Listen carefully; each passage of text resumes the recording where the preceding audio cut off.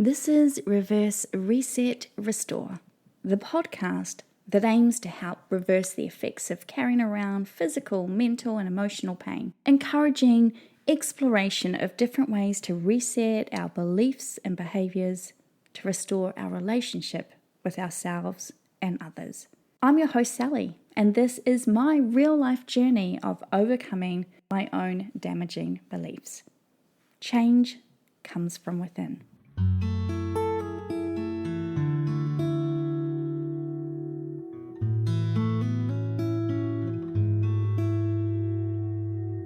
Hello and welcome to Reverse Reset Restore.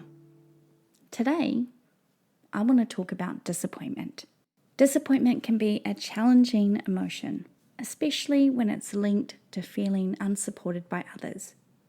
Whether it's a lack of encouragement from loved ones or a perceived absence of validation, or you feel like no one ever seems to celebrate or make efforts for you and what you are doing and achieving in your life, such experiences can leave us feeling alone and disheartened.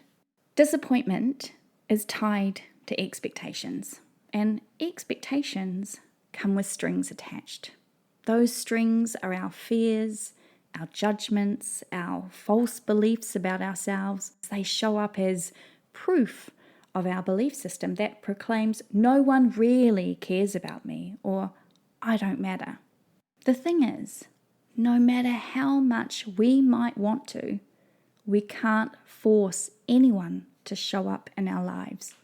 When we hold these expectations so firmly in our minds, we're always going to be disappointed, which means we are opening the door for ourselves to feel resentful, hurt, rejected, less than, unworthy, unloved.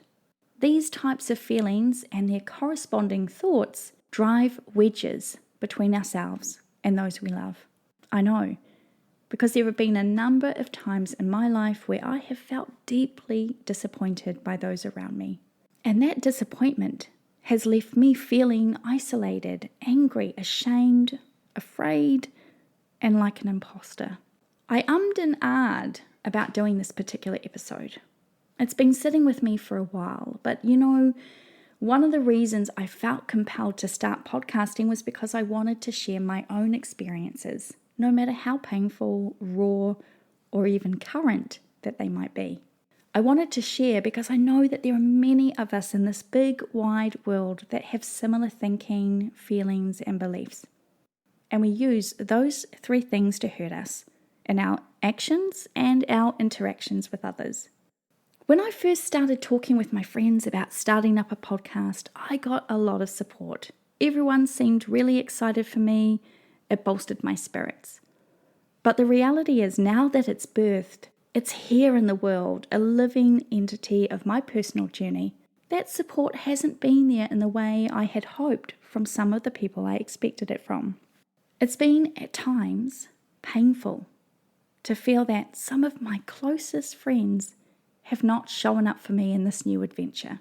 The reality is that it's really been an important lesson in understanding that disappointment is born out of expectations. And those expectations are my own creation. This disappointment thing has been something in my life since I was young. I've always been earnest in my care and love of others. I've supported business ventures and growing families and been a shoulder to cry on. This hasn't always felt like it's been reciprocated. I'm not having a whinge. This is not the point of me bringing this subject up. But I guess while I have been aware of my disappointment, which has of course opened up fresh wounds of inadequacy and rejection and not being good enough, it's helping me to see the work I have already done and that still needs to be done in this area of my life. Feeling disappointed at the lack of support from others adds another weight to my already overburdened thinking. Not only am I carrying around this expectation and judging people for not being there for me, I conversely feel shame for thinking that. It's not always easy to navigate the complexities of all these thoughts and feelings bouncing around from shame and sadness and loneliness and anger and even confusion. I'm sharing this experience with you because I think I'm not alone. I bet most of us have felt the utter despair of being disappointed by situations or people. We've cultivated these grand expectations and imaginings of how things will be. And when they're not what we hoped for, if we have built our hopes up, it can be crushing. While seeking support from others is natural, it's equally important for us to learn how to overcome those disappointments and find the strength within ourselves. So how have I been dealing with this disappointment? Besides the occasional teary-eyed moments, the quiet rages to my partner, and the thoughts that have told me that it's for reasons X, Y, and Z, I've had to work through all the feelings. These are some of the strategies I've been using to navigate these feelings and cultivate my self-support. The first step in overcoming disappointment is acknowledging your emotions. It is okay to feel let down and unsupported. Give yourself permission to experience your feelings without judgment. I think that that's always been a personal issue for me, not wanting to feel those feelings without placing judgments on them. And of course, those judgments are negative thoughts, feelings, and even beliefs about myself and my worth and my place in the world. Our feelings are valid, and it's important to recognize that we have the right to feel disappointed when we don't receive the support we expected. This validation can help us to move forward constructively. I think we often minimize our feelings because we think we are wrong to have them. This thinking is distorted and unhelpful. A big key for me has been in reflecting on my expectations. Taking a moment to reflect on them. Am I being realistic? Sometimes our disappointment arises from placing too much emphasis on other people's responses or actions. Having to adjust your expectations can help manage that disappointment. Another thing that I've been doing is just doing myself a favor and practicing some self-compassion. Being kind to myself. It's always helpful when we can treat ourselves with the same compassion that we would offer a friend who's experiencing disappointment. Passion involves acknowledging your pain without self-criticism. And this can be a hard practice to master, especially when your feelings are hurt and your self-talk is trying to sway you to feel even lower. If you are, like me, typically the person in your group that is the shoulder to cry on, the voice of reason, imagine what you would say to a friend who came to you feeling disappointed. I bet you wouldn't be unkind to them, like you're allowing your internal dialogue to speak to you. Following on from practicing self-compassion is the focus on self-support. When your external support is lacking, turn your attention inward. Cultivate self-support by reminding yourself of your strengths, your accomplishments, and your resilience. Recognize you have the capacity within you to uplift yourself. You are more powerful, capable, and resilient than you can even realize. I always try to consider the situation from a different angle. Are there other factors that might be influencing what I perceive as a lack of support? Gaining a broader perspective can help you see the situation more objectively. It's not always about us, right? One of the most helpful sentences that has got me through some tough times, that on the face of them are definitely filled with valid disappointments, is, it's not about me, it's about them. This sentence, at least for me, takes the pressure off me and stops the spiral of my self-judgmental voice pitching in. It halts the classic cognitive distortion thinking pattern of personalization where everything is my fault.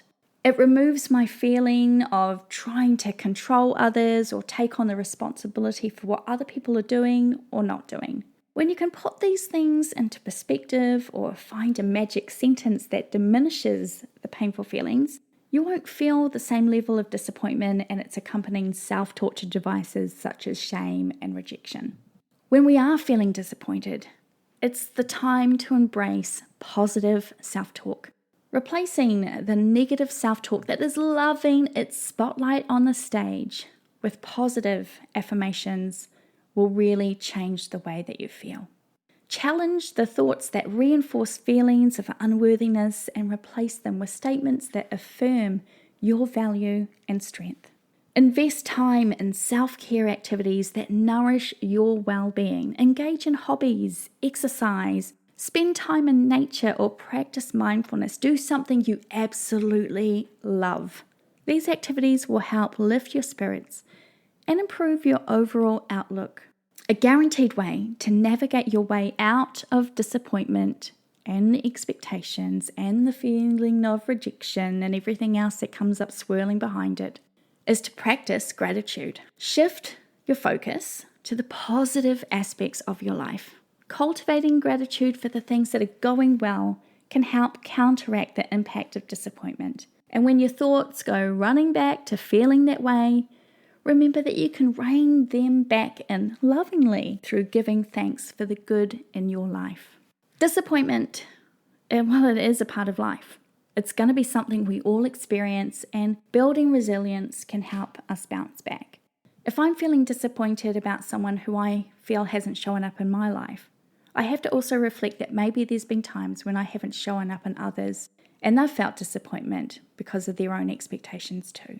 Developing the ability to adapt and cope with challenges by building on our strengths and learning from setbacks is the way that we can cultivate resilience. While you may feel unsupported by some people in your life, it definitely won't be all the people you know. So, seek connections with those who will uplift and encourage you. Surrounding yourself with positivity can counterbalance feelings of disappointment. If you're still not feeling it, it might be time to look at setting some boundaries. Evaluate your relationships and identify those that consistently contribute to your feelings of being unsupported. There are several people in my life that I've had to establish boundaries with because I have felt bound to what I perceive as their expectations for me to be emotionally and mentally available to them at all times, but it wasn't mutual. Setting boundaries is one of the healthiest things you can do for yourself to safeguard against individuals who undermine your well-being, or as I like to call them, emotional vampires. If you just can't get over your feelings of disappointment and the undercurrent of expectations, judgment, or rejection, please seek professional help. If feelings of disappointment and lack of support become overwhelming, seeking the guidance of a mental health professional can provide valuable insights and coping strategies. Before we wrap this episode up, I think it's also really vital to recognize that our expectations of how we think others should react and respond to the things we value in our life can easily become a sticking point where we judge them. And if allowed to fester, that grows into resentment and further judgment. It's important to make a choice about what we are willing to let go and what we cannot abide. Some people, the ones who are repeat offenders, the users and the abusers of your kindness, may need to be removed from the sphere of your life. For others, and this is wholly dependent on their importance to you, we may need to offer them grace. Sometimes the people who disappoint us the most just don't have it within them to be any other way. We can't change that. Our only responsibility is in our decisions on how we move forward. Can you let go of your expectations and be okay with the fact that this person or those people just don't have the capacity to give back to you in the way that you hope? If the answer is yes, that shows real growth and an ability to see the situation from a different vantage point. If your answer is no, don't stress. You're not there yet, and that is okay. Just remember that if you are willingly choosing to hold your expectations over someone who you know cannot meet them, you are doing yourself and potentially your relationship with them a disservice. Remember, letting go and forgiveness is about setting yourself free. Holding that disappointment in won't see it magically disappear. It won't see them magically change their ways and be the person you want them to be, or do the things you want them to do. Overcoming disappointment when feeling unsupported is definitely a journey, and it requires a lot of self-compassion, self-support, and a shift in your perspective. While seeking external validation is natural, Developing the capacity to uplift yourself can be a transformative and empowering experience. By practicing self-care, cultivating self-compassion, fostering resilience, you can navigate disappointment and find the inner strength to thrive independently. It's been a really good lesson for me to remember that my worth is not defined by the support of others. I possess the power to support and uplift myself. And that goes for you too. I want to thank you for spending some time with me today. This was a tough episode for me personally because it's a lesson I'm actively working through. I know that our personal development journeys sometimes require multiple lessons on the same content. We heal and grow, and then something similar comes up down the road and we realize we still have some healing to be done in that area. It's not always a quick fix or even a one-time review and all is done and dusted. A lot of the time, the universe is gonna keep at it, allowing us the opportunity to clear out that deeply rooted garbage we've taken on board. And whenever this stuff comes up, instead of clutching on to these valid feelings, we can choose to look for the lesson that this might be trying to teach us. If you're feeling connected to the information and experiences that I share here on Reverse Reset Restore, I would love it if you'd consider writing a review or sharing this with someone you think needs to hear it. Once again, I thank you so much for being here, for being part of my journey. As always, we finish up our episode with a quote from renowned psychiatrist, physician, researcher, spiritual leader, and teacher and lecturer David R. Hawkins. The willingness to forgive and release others is a great way to improve our quality of life.